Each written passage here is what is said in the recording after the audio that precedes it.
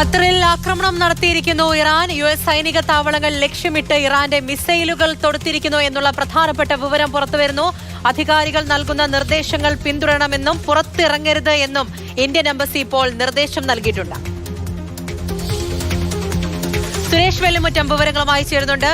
Suresh, American സൈനിക താവളത്തിന് നേരെ, ഖത്തറിലെ അമേരിക്കൻ സൈനിക താവളത്തിന് നേരെ ഇപ്പോൾ ഇറാൻ ആക്രമണം നടത്തി എന്നുള്ള വിവരങ്ങൾ പുറത്തു വരുന്നുണ്ട്. എന്താണ് മനസ്സിലാക്കുന്നത്? പൂജ, അല്പം ആശങ്കപ്പെടുത്തുന്ന ഒരു സാഹചര്യമാണ് ഗൾഫ് മേഖലയിലും മിഡിൽ ഈസ്റ്റിലും പൂർണ്ണമായും ഇപ്പോൾ ഉള്ളത്. നേരത്തെ ഇറാൻ മുന്നറിയിപ്പ് നൽകിയിരുന്നു അമേരിക്കയുടെ സൈനിക താവളങ്ങൾക്ക് നേരെ, മിഡിൽ ഈസ്റ്റിലെ സൈനിക താവളങ്ങൾക്ക് നേരെ ആക്രമണം നടത്തുമെന്ന്. അതിപ്പോൾ യാഥാർത്ഥ്യമായിരിക്കുന്നു എന്നാണ് വ്യക്തമാകുന്നത്. ഖത്തറിൽ അമേരിക്കയുടെ ഗൾഫ് മേഖലയിൽ മൂന്നാമത്തെ വലിയ അമേരിക്കൻ സൈനിക താവളമാണ് ഖത്തറിലുള്ളത്. ആ സൈനിക താവളത്തിന് നേരെയാണ് ഇപ്പോൾ ഇറാൻ ആക്രമണം നടത്തിയിട്ടുള്ളത്. 6 മിസൈലുകൾ വർഷിച്ചു എന്നുള്ളതാണ് ഇറാൻ റിപ്പോർട്ട് ചെയ്യുന്നത്. ചില മിസൈലുകൾ ആകാശത്ത് വെച്ച്, ഖത്തറിന്റെ ആകാശത്ത് വെച്ച് തന്നെ നിർവീര്യമാക്കുന്ന ദൃശ്യങ്ങൾ കൂടി നമുക്ക് അതിൽ കാണാൻ കഴിയുന്നുണ്ട്, ആക്രമണത്തിന്റെ ദൃശ്യങ്ങളിൽ കാണാൻ കഴിയുന്നുണ്ട്. ഏതായാലും സൈനിക താവളത്തിന് നേരെ ആക്രമണം ഉണ്ടായിരിക്കുന്നു. ഏതാണ്ട് 8000-ഓളം അമേരിക്കൻ സൈനികരാണ് ഈ ക്യാമ്പിലുള്ളത്.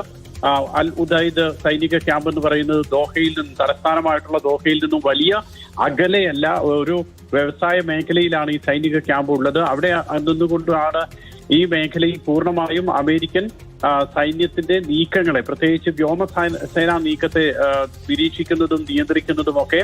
ഈജിപ്റ്റ് മുതൽ ഏതാണ്ട് കസക്കിസ്ഥാൻ വരെയുള്ള മേഖലകളിൽ അമേരിക്കൻ വ്യോമസേനയുടെ നീക്കത്തെ നിയന്ത്രിക്കുന്നത് ഇവിടെയാണ്. ആ മേഖലയിലേക്ക്, ആ ക്യാമ്പിലേക്കാണ് ഇപ്പോൾ ഇറാൻ ആക്രമണം നടത്തിയിട്ടുള്ളത്. ഈ ആക്രമണം ഇന്ന് വൈകുന്നേരം റിപ്പോർട്ട് പുറത്തു വരുന്നതിന് തൊട്ട് മുൻപ് തന്നെ വ്യോമപാത പൂർണ്ണമായും അടച്ചുകൊണ്ടുള്ള ഒരു വാർത്തയും ഖത്തർ പുറത്തുവിട്ടിരുന്നു. ഏതായാലും ഈ മേഖലയിലൊക്കെ ഇപ്പോൾ അല്പം ഒരു ആശങ്കയുടെ സാഹചര്യമാണുള്ളത്. സുരേഷ് വെള്ളിമുറ്റമാണ് വിവരങ്ങൾ നൽകിക്കൊണ്ടിരിക്കുന്നത്. ആ രീതിയിൽ ഒരു ആശങ്ക കൂടി നിലനിൽക്കുന്നുണ്ട്. ഖത്തറിൽ മിസൈൽ ആക്രമണം ഉണ്ടായിരിക്കുന്നു എന്നുള്ളതാണ്. US സൈനിക താവളങ്ങൾ ലക്ഷ്യമിട്ടുകൊണ്ട് ഇറാന്റെ മിസൈലുകൾ എത്തിയിരിക്കുന്നു. 6 മിസൈലുകളാണ് എന്നുള്ള വിവരങ്ങളാണ് പുറത്തു വരുന്നത്. എന്തായാലും ഇറാനിൽ US ആക്രമണത്തിന് പിന്നാലെ തന്നെ ഏത് വിധത്തിലായിരിക്കും ഇറാന്റെ പ്രതികാര നടപടി എന്നുള്ളതിനെ സംബന്ധിച്ചുള്ള കാര്യങ്ങൾ, അതിനെക്കുറിച്ച് ചർച്ചകൾ നടക്കുന്നുണ്ടായിരുന്നു. ഏത് വിധത്തിലായിരിക്കും ഇറാന്റെ പ്രതികാര നടപടി എത്തുക എന്നുള്ളതും ആശങ്കപ്പെടുന്നുണ്ടായിരുന്നു. ഇതിപ്പോൾ ഈ രീതിയിലാണ് ഖത്തറിലേക്ക് അവിടുത്തെ US സൈനിക താവളങ്ങൾ ലക്ഷ്യമിട്ടുകൊണ്ട് ഇറാൻ മിസൈലുകൾ തൊടുത്തിരിക്കുന്നു എന്നുള്ളതാണ് ഏറ്റവും പുതിയതായി വരുന്നത്.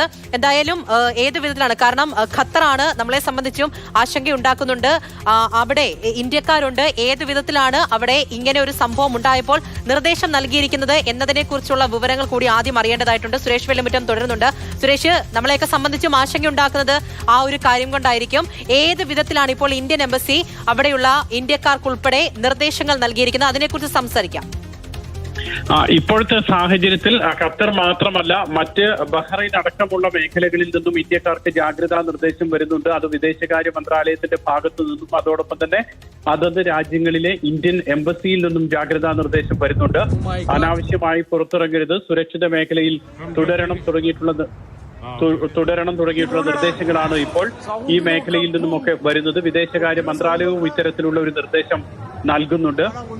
മിക്ക ഗൾഫ് രാജ്യങ്ങളിലും ഇപ്പോൾ അമേരിക്കയുടെ സൈനിക താവളമുണ്ട്. UAE, അതോടൊപ്പം തന്നെ ബഹ്റൈൻ, കുവൈറ്റ് തുടങ്ങിയിട്ടുള്ള മേഖലകളിലൊക്കെ, ഒമാന്റെ അടക്കം അമേരിക്കയുടെ സൈനിക താവളമുണ്ട്.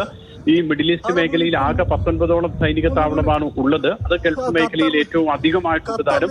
അതുകൊണ്ട് തന്നെ ഈ മേഖലയിലൊക്കെ ഇപ്പോൾ അതീവ ജാഗ്രതയാണ്. ഖത്തർ വ്യോമപാത അടച്ചതോടുകൂടി ആ മേഖലയിലേക്ക്, അങ്ങോട്ട് മെഡിറ്ററേനിയൻ ഭാഗത്തേക്കൊക്കെ ഉള്ള വ്യോമ ഗതാഗതത്തെ അത് കാര്യമായി ബാധിക്കുകയും ചെയ്യും. ഗൾഫ് മേഖലയെ ബാധിക്കും.